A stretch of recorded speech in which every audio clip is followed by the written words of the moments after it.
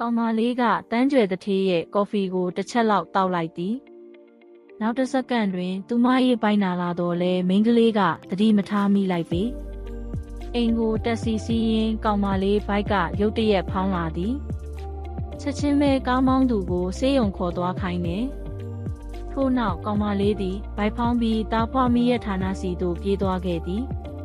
သူမသည်ဆရာဝန်များရှေ့တွင်လဲကျပြီးသူမကိုကယ်တင်ရန်တောင်းဆိုခဲ့သည်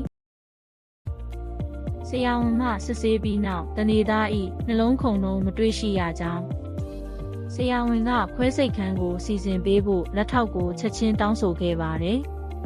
ထိုအချိန်တွင်အမျိုးသားကကော်ဖီတောက်ခါနီးတွင်တစုံတဦးမူးနေပြီဟုတွေ့ရှိခဲ့သည်ထိုလူသည်ဂျိုသားဖြစ်သောကြောင့်လက်ထောက်ကအံ့အားသင့်သွားသည်သူတောက်တဲ့ကော်ဖီကစွမ်းရည်ကြီးမားတယ်တာမန်လူတွေကတောက်ရင်ဘိုက်တွေဖောင်းလာမယ်ထိုစကားကိုကြားသောအခါထိုလူသည်ဆေးရုံသို့လာရန်မော်ပညာကိုအသုံးပြုပြီးဆေးဘက်ဆိုင်ရာဝန်ထမ်းအားလုံးကိုအေးခဲစေခဲ့သည်ကောင်မလေးကယောက်ျားကိုတွေ့တော့အကူအညီတောင်းဖို့ကြိုးစားတယ်တစ်ချက်ကြည့်လိုက်တာနဲ့ဖုံးပေါက်ပွဲသွားတယ်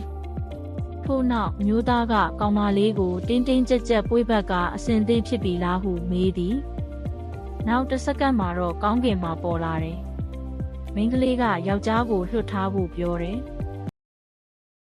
သူ့လက်ကိုလွှတ်လိုက်ပြီးနောက်ကောင်မလေးချက်ချင်းလဲကျသွားသည်